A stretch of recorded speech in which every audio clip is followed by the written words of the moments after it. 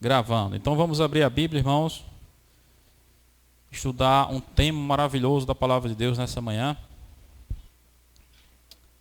que fala sobre uma vida sem pecado. Uma vida sem pecado. Que vida é essa sem pecado? É a minha, é a sua? A sua vida é sem pecado? Você acha que a minha vida é sem pecado?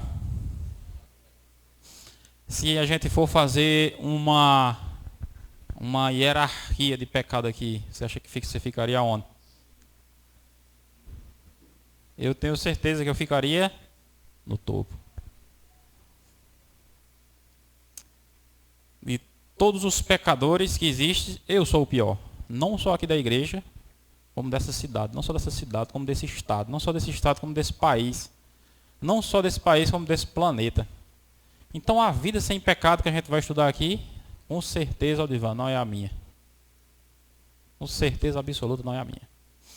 Uma vez eu estava pregando sobre isso, né? Teve uma irmã no final da igreja, no final do culto, né? Ela me cumprimentou na porta e disse: Rogério, não fala isso não, senão as pessoas vão pensar que é verdade. Aí eu disse: eu estou mentindo? Não, porque as pessoas não vão entender que você está brincando. Você acha que eu estou brincando? Talvez a maioria de vocês estejam pensando aqui que eu estou brincando. Talvez a maioria de vocês estejam pensando aqui que eu estou mentindo. Mas eu sou o pior pecador da terra. O mais pecador de todos. Aí você pode pensar, como é que você pode estar pregando aí então? Se você é o mais pecador que tem e vai estar aí pregando. Porque a palavra de Deus me diz isso. Entendeu? A palavra de Deus, ela me mostra que a única forma que eu tenho de pregar a palavra de Deus é reconhecer que eu sou pecador. Se em algum momento eu achar que eu não sou pecador, então eu não sou digno mais de pregar a palavra de Deus. Você sabe quem foi que usou essa expressão para dizer que era o principal pecador na Bíblia? O apóstolo Paulo. Em 1 Timóteo 1, verso 15. Quer que você leia comigo aí? 1 Timóteo 1, verso 15. Santo Deus e Pai Todo-Poderoso, obrigado pela tua palavra, que está aberta diante de nós, que nos fala a verdade acerca do que somos e acerca do que o Senhor é. Que ela venha nos conduzir, ó Deus, no preparo para a tua volta, para estarmos para sempre com o Senhor, em nome de Jesus, amém. Olha só o que ele diz aí, fiel é a palavra. 1 Timóteo 1,15, Aldo, achou aí? Está difícil. 1 Timóteo 1,15, fiel é a palavra e digna de toda aceitação, que Cristo veio ao mundo para salvar quem? Dos quais eu sou. Eu pergunto a vocês aqui, Paulo estava brincando? Paulo estava mentindo? Ou Paulo estava dizendo como ele se sentia? Uma coisa é você se definir principal dos pecadores. E outra coisa é você se sentir o pior dos pecadores. Ele estava falando aqui o que ele sentia nele. Eu estou falando para vocês aqui o que eu sinto. Não encontro na terra outra pessoa mais pecadora do que eu. Como assim? Como a gente pode entender isso? Como a gente pode compreender isso? Você já viu na Bíblia a história do publicano? Não é assim? É o publicano e o fariseu. O fariseu e o publicano. É uma história que tem na Bíblia, uma parábola. Eu não acredito que era uma parábola, era uma história real que Jesus estava contando. Né? Tem um fariseu que era o religioso e tem um publicano que era o pecador. Não é assim? E o religioso, o fariseu, a palavra de Deus diz que ele orava de si para si. E ele dizia assim: eu te agradeço, Senhor, porque eu jejuo 2 vezes por semana, porque eu devolvo o dízimo minuciosamente. E porque eu não sou que nesses homens aí, mentirosos, ladrões, roubadores. Ele estava falando a verdade, sim ou não? Realmente ele fazia aquelas coisas, sim ou não? Fazia. Ele jejuava, ele devolvia o dízimo direito. E ele não era que nem aquelas pessoas, que nem você não é, que nessas pessoas que vivem aí enchendo a cara de cachaça, fazendo tudo que não presta. Mas qual era o erro dele? Era achar que aquilo bastava. Que aquilo era suficiente, né? Aí Jesus fala que depois tinha outro, o publicano, que a oração dele era mais simples. A oração dele era, a única coisa que ele dizia: Senhor, tem misericórdia de mim, porque eu sou pecador. Tem misericórdia, tem piedade de mim, porque eu sou pecador. Aí no finalzinho da história, Jesus conclui dizendo assim: esse daí, desceu para a sua casa justificado. Olha a palavra. Todos nós estamos procurando aqui ser o quê? Justificado. Qual é o meio que Deus proveu para que a gente seja justificado? É que a gente reconheça o quê? Que somos pecadores. Se em algum momento você achar que é bom, você está ferrado. Se em algum momento você achar que é santo, você está perdido. E eu descobri uma coisa, José. Quanto mais longe uma pessoa está de Deus, mais justa ela se parece aos seus próprios olhos. Então, o contrário também é verdade. O contrário também é verdade. Quanto mais você acha que é justo, mais isso é um sinal que você está o quê? Longe de Deus. Então, por isso que Paulo dizia assim: eu sou o principal dos pecadores. Isso estava refletindo o quê? Que ele estava o quê? Mais perto de Deus. Se eu viesse aqui pregar e por acaso viesse dizer aqui a vocês que eu sou mais santo do que vocês, isso iria mostrar o quê? Que eu estava longe de quem? De Deus. Mas quando eu venho e falo para vocês que eu sou o principal que tem, isso significa que eu quero estar mais perto de quem? De Deus. Salvação é isso. É você reconhecer que você não é nada. É totalmente contrário do que o nosso mundo ensina, né? Nosso mundo ensina que você tem porque você estudou, né? Assim? E você conseguiu porque você se esforçou. Algumas pessoas pensam que na igreja é assim também. Não, porque eu não fiz isso, porque eu estou na igreja, porque eu leio a Bíblia, elas pensam que isso daí vai contar. Mas isso não tem valor nenhum. No primeiro dia que você chega na igreja, até o último que você tiver aqui dentro, você tem que vir reconhecendo que você nada é, nada sabe, nada tem, que Deus é tudo. Esse não é o caminho, é o único caminho, a única forma, a única maneira de eu e você alcançarmos alguma coisa na nossa vida, se nós reconhecermos isso. Fazemos como aquele publicano, né? Senhor, tenha misericórdia de mim, porque eu sou pecador. Eu nada sei. Eu só consigo respirar porque é o Senhor que manda o ar para mim. Tudo vem de ti.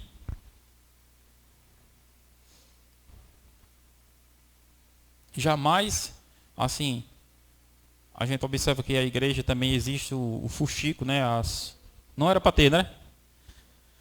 Mas existe as fofocas, existe aqueles irmãos que se incomodam muitas vezes com algumas outras pessoas, né? E ficam procurando coisas. Eu já vi coisas assim acontecendo comigo, né? Não, porque os irmãos estão dizendo, não, mas porque você também, tipo assim, você não é 100% não, entendeu? Você tem algo. Aí eu fiquei pensando, se essa pessoa soubesse tudo sobre mim, imagina aí, se só um pouquinho ela sabe.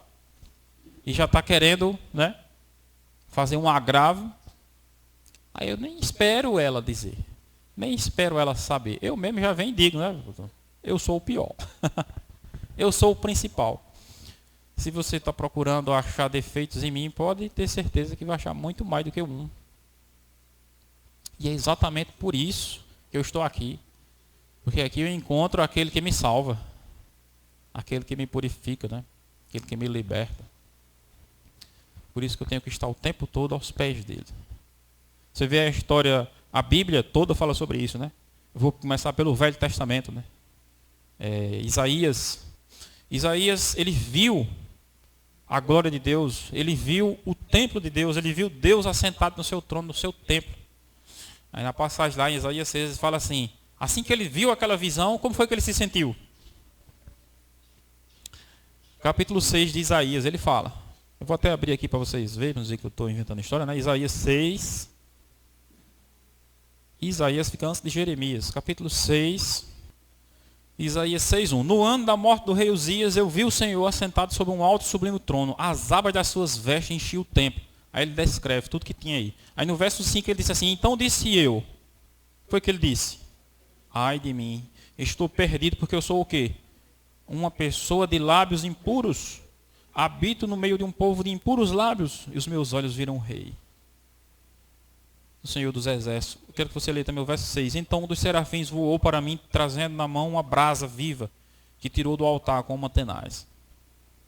Com a brasa tocou a minha boca e disse: eis que essa brasa tocou os teus lábios. A tua iniquidade foi tirada e o teu pecado perdoado.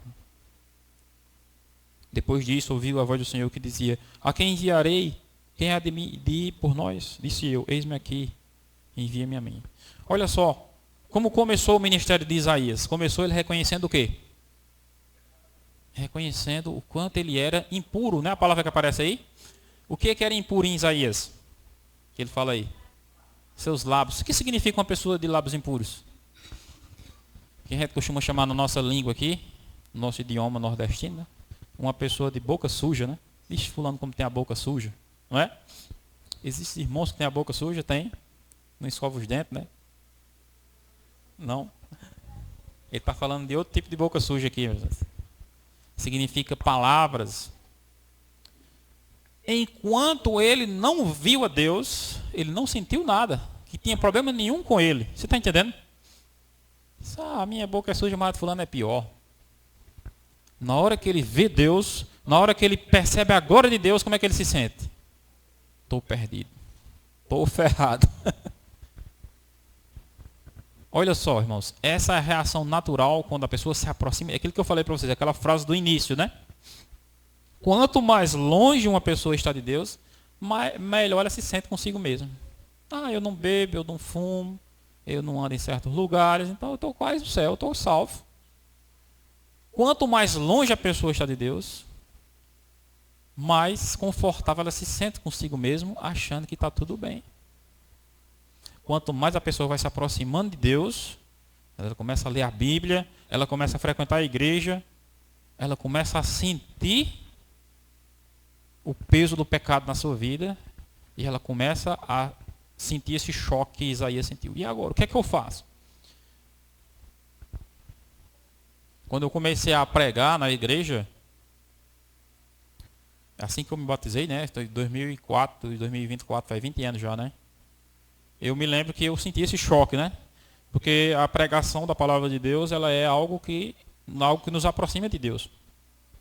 E eu comecei estudando a Bíblia, depois estudando a Bíblia, vim para a igreja, depois da igreja me chamaram para pregar. Ou seja, só coisas que nos aproximam de Deus, né?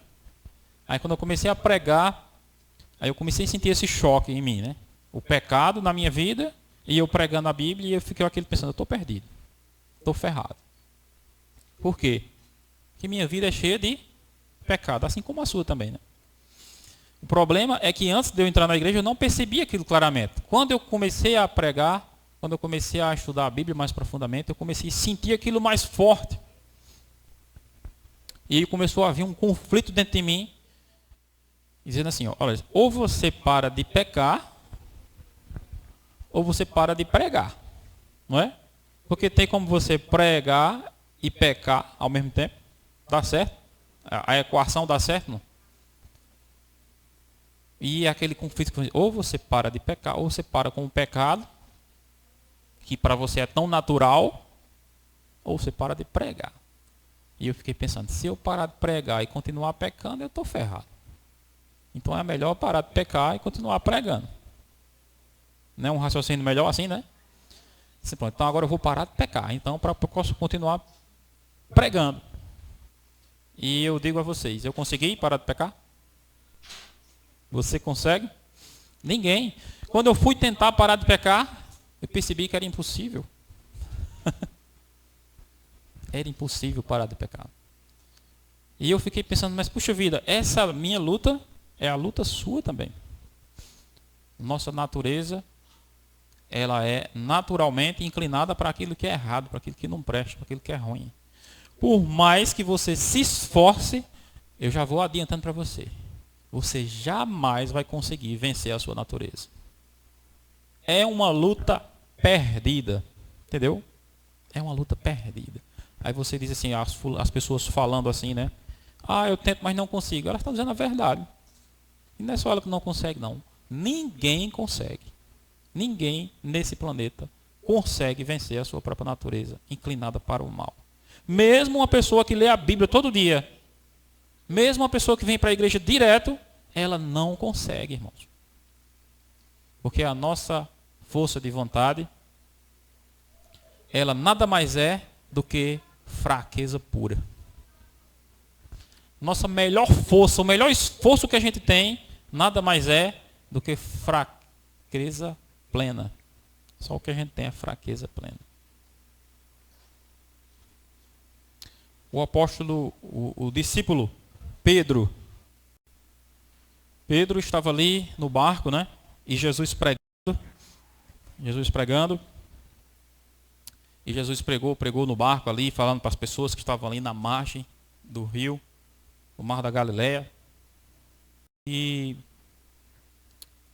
Jesus termina de pregar e diz: Pedro, pega as tuas redes, né? E lança para o lado.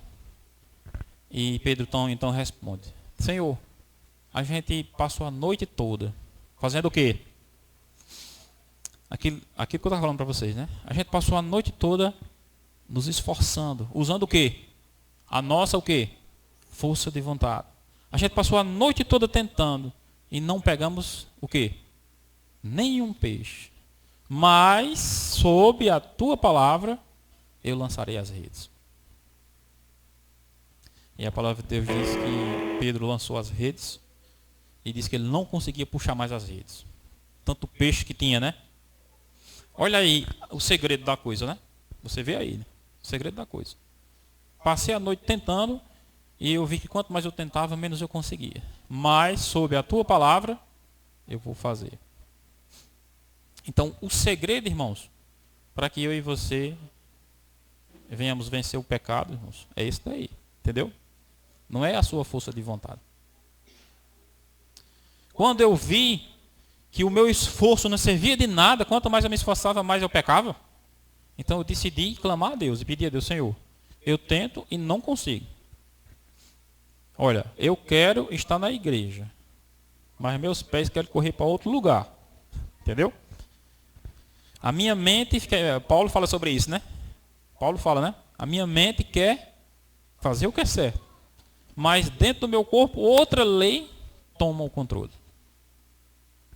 Eu decidi orar a Deus, irmãos, e pedir a Deus: Senhor, eu estou no conflito aqui. Eu prego ou eu peco. Eu não posso fazer os dois juntos. Então eu não quero que o Senhor tire a pregação da minha vida. Eu quero que o Senhor tire o pecado da minha vida. E eu pedi a Deus, entendeu? E a partir desse momento aí, começou a acontecer uma revolução na minha vida. Coisas que eu não tinha controle. Só Deus tinha o controle. E essas coisas que Deus fez, a meu ver, eram coisas que eu não gostei. Eu não achei bom. Eu fiquei até pensando: para que foi que eu pedi para Deus? Para que foi que eu pedi para Deus tirar o pecado da minha vida? Porque Deus, Ele usa as coisas que a gente nem imagina, entendeu?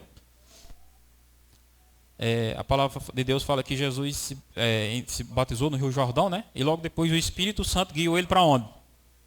Para o deserto. Você fica pensando: era o deserto que você queria ir? Você se batizou, entrou na igreja, eu queria entrar num quarto com ar-condicionado, né? Mas o Espírito Santo guiou você para o deserto. Foi exatamente o que aconteceu comigo. E Deus começou a fazer um rebuliço tão grande na minha vida que eu pensei que o mundo ia se acabar. Irmãos, eu passei pelo inferno e graças a Deus que passei, né? Não fiquei. Porque se eu tenho ficado no inferno, tinha sido complicado. Na verdade, nós estamos passando pelo inferno dessa vida, mas eu acredito que as piores coisas relacionadas ao pecado, eu já consegui passar, aprender as lições que Deus queria me ensinar. E eu compreendi isso. Jamais eu conseguiria vencer se não tivesse pedido a Ele, se não tivesse clamado a Ele. Para tudo na minha vida e para tudo na sua vida, o segredo é esse. Se você for ler a Bíblia com a sua força de vontade, você nunca vai aprender nada da Bíblia.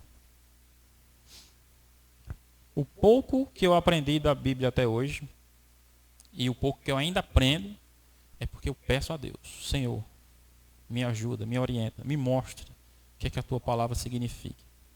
E Deus vai mostrando, e Deus vai revelando, e Deus vai... Olha, tem um versículo na Bíblia, que ele diz assim: Ele opera em vós o querer e o efetuar, segundo a sua boa vontade. Olha só, nós naturalmente queremos? Não. Falou para vocês aqui, a igreja adventista é a igreja onde mais claro se apresenta essa questão da cruz, né? Mas Deus, ele capacita nós de tal forma que faz com que a gente queira levar a cruz. Ele opera em nós o querer e o efetuar. Lá em Hebreus, ele fala assim: olhe firmemente para ele, que é o autor e o consumador de quê? Da vossa fé. Você pode pensar assim: não, eu criei porque eu tive fé. Você teve fé? Alguém de nós aqui tem fé? A palavra de Deus fala que quem é o autor da fé? Jesus. Então você olhou para ele e ele viu a sua sinceridade e você pediu a ele e ele lhe deu a fé para que você pudesse crer nele. Porque de você mesmo você não teria. Você jamais teria.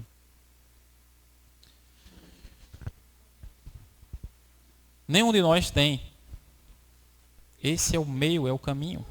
Na hora que Pedro viu aquilo, aquele monte de peixe, se você for ler na Bíblia, eu não vou ler aqui, mas se você for ler depois a passagem que isso aconteceu, né? Diz que Pedro pegou aquele, chamou os outros discípulos, os outros pescadores, né? E tiraram aquela rede cheia de peixe, colocaram na terra. Assim que colocaram aquele monte de peixe na terra, na praia, Pedro olhou para Jesus e disse: Senhor, afasta-te de mim, porque eu sou um homem pecador. Aí Jesus olhou para Pedro e disse: não temas, daqui por diante agora você será pescador de homens. Tem um versículo parecido com esse que ele diz assim: não temas, daqui por diante eu vos farei pescadores de homens. Pedro mesmo era pescador de homem, de gente? Não. Não era nada. Mas Jesus fez ele aquilo. Está entendendo? Tudo que eu fizer de bom é Deus fazendo. Tudo que eu fizer de mal sou eu mesmo fazendo. Isso é o Evangelho, irmãos. É isso que a palavra de Deus diz. Nós não somos nada mais, nada menos do que pecadores. Mas quando o pecador acredita em Cristo, e clama a Cristo, e chama a Cristo, então Cristo vai lá e faz no pecador aquilo que o pecador não pode fazer por ele mesmo. Faz com que ele creia, faz com que ele peça para ser batizado, faz com que ele leia a Bíblia e entenda, faz com que ele pregue. É só o poder dele que pode fazer isso. Pessoas pecadores, nós, natureza, o pecador sabe fazer o quê? Pecar. Eu pergunto a vocês: você precisa que alguém lhe ensine a pecar para você pecar? É natural, irmãos. Mesmo sem você querer, sem ter a intenção, mesmo você com a Bíblia diante de você, sua natureza naturalmente vai levar você ao pecado. Mas existe uma pessoa que não conhecia pecado. E é exatamente o tema dessa mensagem de hoje, é sobre essa pessoa. Que pessoa é essa? Uma pessoa, o tema da mensagem aqui é uma vida sem pecado. Essa vida não é a minha, essa vida não é a sua, é a vida de quem? A vida de Jesus, irmãos. Jesus, ele nunca pecou, nem em pensamento. Irmãos, isso é algo muito profundo. Como é que alguém não consegue pecar nem em pensamento? É uma vida santa ou não é? Então a vida sem pecado é a vida de Jesus. Toda vez que o inimigo vem e luta contra mim, ele vence. Mas toda vez que o inimigo vem e luta contra Cristo, ele perde. Preste atenção.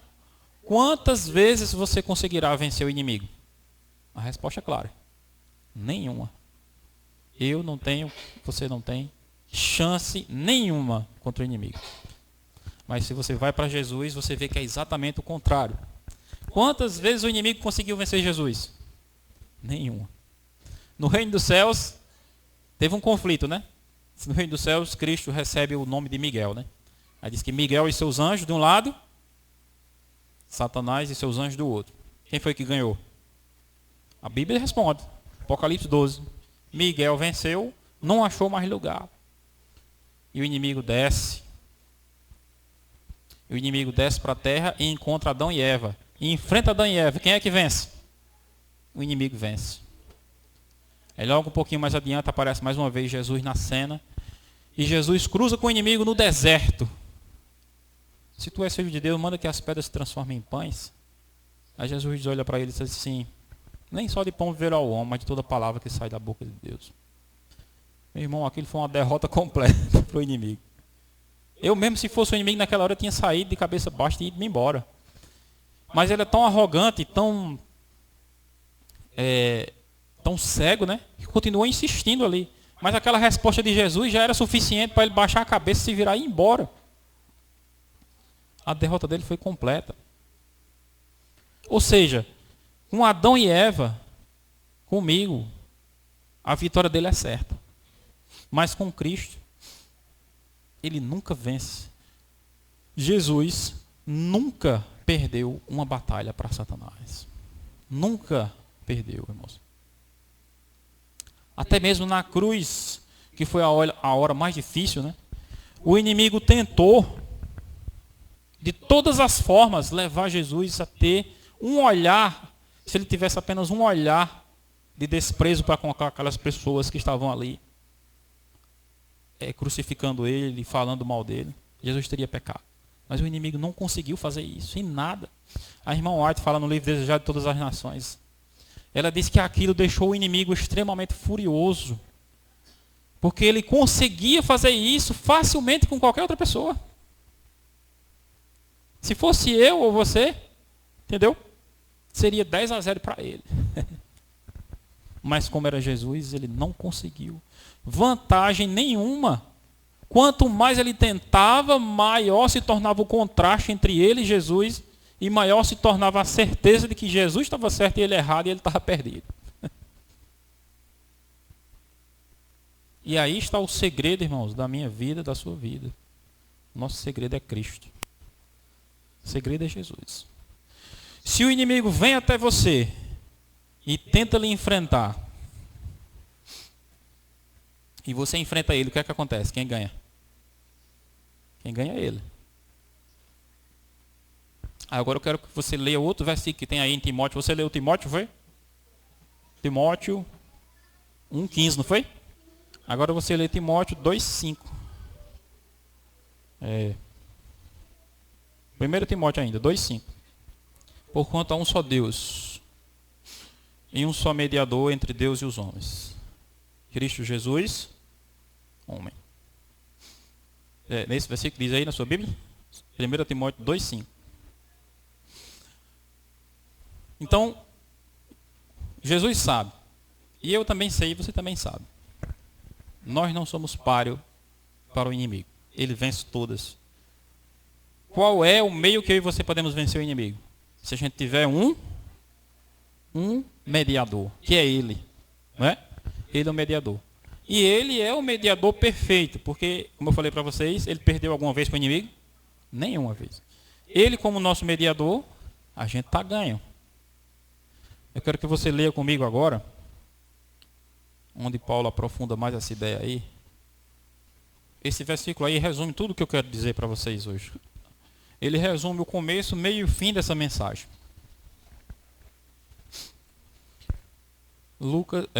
Gálatas 2:20.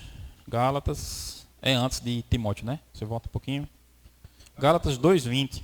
Logo, já não sou eu quem vive, mas o quê?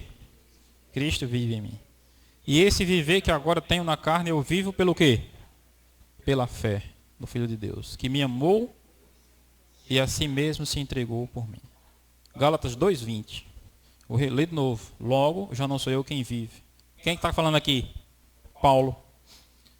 Você viu lá que Paulo, em Timóteo, ele disse que ele é o principal de quê? Principal dos pecadores. É o que ele é. Mas quem vivia Era Paulo ou era Cristo? Nesse versículo aqui ele responde. Eu, o principal dos pecadores, estou morto. Você está entendendo? Eu estou morto. Eu sou o principal dos pecadores. Eu não preciso ter dúvida disso. Mas esse pecador que eu sou está morto, porque quem é que vive? Cristo. E aqui volta mais uma vez aquilo que eu estava falando para vocês aqui. Se é Cristo quem vive, toda vez que o inimigo chega para vencer Paulo, quem é que está lá para enfrentar ele? É Cristo. Se Cristo está lá, quem é que perde? O inimigo perde. Se o inimigo chega e encontra Paulo vivo e Cristo morto, o inimigo ganha. E se o inimigo chega e encontra Paulo morto, o pecador morto, e encontra Cristo vivendo nele, então o inimigo perde. Essa é a fórmula que sempre funcionou. E essa é a fórmula que vai continuar funcionando hoje em dia. O inimigo conseguirá vencer o povo de Deus no tempo do fim, o remanescente de Deus? Não. Qual é o segredo do povo de Deus? Vamos abrir aí Apocalipse. Qual é o segredo do povo de Deus? O inimigo não consegue vencer o povo de Deus. Apocalipse, capítulo 12, o verso 11. Apocalipse, capítulo 12, o verso 11. O povo de Deus vence o inimigo, porque o povo de Deus é forte. É isso que está dizendo aí? Eles, pois, o venceram por causa de quê? Por causa do sangue do Cordeiro, por causa da palavra do testemunho que deram, e mesmo em face da morte, não amaram a própria vida. O que esse mundo nos apresenta, irmãos, o que esse mundo nos mostra, eu e você, na nossa natureza, não temos condição nenhuma de enfrentar. Você acha que você tem capacidade de enfrentar um negócio chamado decreto dominical?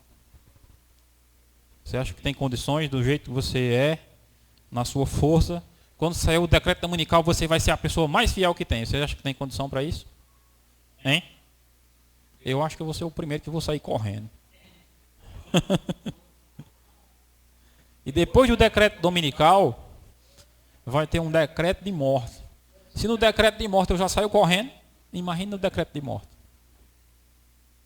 Porque o decreto de morte é para aquelas pessoas que vão continuar insistindo em guardar o sábado, mesmo depois do decreto dominical. Né? Existem alguns irmãos que acham que têm capacidade para isso. Existem algumas pessoas que pensam que, não, eu li muita Bíblia, eu estou preparado. Ninguém está preparado para essas coisas, irmãos. Nós não estamos preparados nem para coisas menores. Imagina para coisas dessa magnitude. Mas eu vou para a Bíblia, quem é que está preparado para isso? Jesus está preparado, sim ou não? Então, o que é que eu devo fazer? Pedir que ele se coloque entre mim e isso daí, né? Porque ele diz que ele é um mediador, não é assim? Senhor, eu estou aqui, eu não sei nem o que eu vou fazer, não sei nem para onde é que eu vou correr. Mas eu peço que o Senhor, do mesmo jeito que o Senhor me livrou daquilo que eu pedi, me livre também disso aqui. Me dê capacidade. A Bíblia já dá a resposta. Eles conseguiram. Eles venceram por causa de quê? Do sangue do Cordeiro, que se interpôs. Porque eles pediram. O sangue do Cordeiro, irmãos, ele pega a sua justiça, ele pega a sua obediência e coloca no chão. E faz com que você se apoie e se refugie totalmente nele. Só o poder dele. Já não sou eu quem vive, é Cristo quem vive. Fico refletindo sobre esse versículo e eu fico pensando assim, muitas vezes na nossa vida, a gente quer viver nos conflitos que a gente passa. Uma vez eu peguei um estresse lá no trânsito, o trânsito é muito estressante, né? E eu vinha na moto ali, parei, o sinal abriu, na hora que eu ia passar, a moto apagou o fogo, desligou. Na hora que eu ia ligar a moto, o cara de trás começou a buzinar. Bem alto, né? Esse pessoal, que você vê que o pessoal do trânsito é um pessoal bem calmo, né? E o cara começou a buzinar, tipo assim, por que desligou essa moto aí? Eu não desliguei não, meu amigo. Aí eu, na hora, fiquei meio nervoso, né? Aí desci da moto, desliguei a moto. Aí fiquei olhando para ele em pé, eu disse, venha tirar a moto do meio. E o cara viu que eu estava falando sério, né? Aí acelerou o carro e passou por uma brecha lá e foi embora, porque ele sabia que se ficasse ia dar problema, né? Mas isso reflete o quê? Cristo agindo em mim ou eu agindo por mim mesmo? É fácil a gente agir por si mesmo, sim ou não? Toda vez que alguém confronta a gente, o natural vai ser a gente querer agir por si mesmo. A gente que tem a palavra de Deus, a gente que lê a Bíblia, a gente pode pensar assim, refletir, Senhor, é como eu faço, né? Senhor, eu não agi conforme o Senhor age, eu agi por mim mesmo. Então, que o Senhor me perdoe e que o Senhor me faça agir da maneira que o Senhor age. Porque eu tenho esse privilégio, que é o mesmo que você tem, de ter a palavra de Deus com você, né? Mas se você fecha a Bíblia, se você não dá atenção à Bíblia, você vai viver 24 horas por dia agindo por você mesmo. Você está entendendo? Não tem eu e você não temos a mínima chance de encarar a vida, a nossa realidade, agindo por nós mesmos. Nós temos que agir como Cristo age. No meu grupo aqui, tem um grupo da gente lá, né, dos policiais, e no grupo aparece muito prisão, prender fulano, mataram fulano, aí de vez em quando eles mataram um, derrubaram, aí o pessoal comenta, né? Menos um, né? Menos um para dar trabalho, menos uma praga, mais um CPF cancelado, né? E eu fico tentado a dizer também uma coisa daquela ali, né? Um a menos, né? Mas só que a palavra de Deus na minha vida, ela mostra, tem um versículo lá em Ezequiel, né? Acho que é Ezequiel 33 ou Ezequiel 18, alguma coisa. Que Deus diz assim, eu não tenho prazer na morte do perverso. A palavra lá não fala justo, fala perverso. Eu não tenho prazer na morte do perverso. Eu tenho prazer quando o perverso se arrepende e é salvo. Então, quando a gente torce ou fica feliz de alguma forma, é uma pessoa ruim. Você tem a sensação de que foi uma coisa boa, mataram uma pessoa ruim, né? Mas Deus não fica feliz com isso. A nossa natureza pode ficar. Mas Deus, ele tem misericórdia e amor até pelos perversos. Nós não agimos assim, mas quando Cristo habita em nós, nós passamos a agir assim também, entendeu? Fulano me fez tanto mal, me fez tanto ruim que eu queria que morresse. Você queria, mas se Deus habitar em você, você vai querer que a pessoa viva. Se você deixa Cristo habitar em você, né, você vai pedir misericórdia para aquela pessoa. Cristo em nós é a esperança da glória. Já não sou eu quem vive, mas Cristo vive em mim. Eu apresentei para vocês aqui, irmãos, o segredo da sua vida, o segredo da minha vida, o segredo da vitória. É jamais confiar em você mesmo, porque você nada mais é do que o quê? Pecador. E pior pecador ainda. A irmã White fala que os pecados cometidos pelo povo de Deus, eles são 10 vezes mais graves do que os pecados das pessoas que não são povo de Deus. Então por isso que nós somos mais pecadores do que todos. É bem mais grave. Mas ela também nos apresenta o caminho pelo qual a gente pode vencer. Busque a Cristo, sujeite-se a Cristo. Ele é a saída. Ele vai transformar você. Ele vai mudar a sua natureza, porque a natureza dele é santa, e ele vai incorporar, a palavra certa é comunicar. Ele vai comunicar aquela natureza. No momento que você se batiza aqui, ele torna você justo. No momento que você busca ele, ele começa a comunicar. Ele começa a tornar você justo, assim como ele é justo. E esse é o único caminho pelo qual a gente pode alcançar a glória, o reino de Deus. Amém? Que Deus nos abençoe. Então, amém, irmãos? Estamos encerrando. Então, Oremos. Senhor Deus e Pai Todo-Poderoso, obrigado por essa mensagem que vimos hoje, que nós somos pecadores, é o que a Tua palavra nos fala. E que Cristo é santo, e que nossa única saída é convidar Cristo para habitar em nós, para que comunique a sua santidade a nós. Quando o inimigo vier nos atacar, que ele não encontre a nós, encontre a Cristo.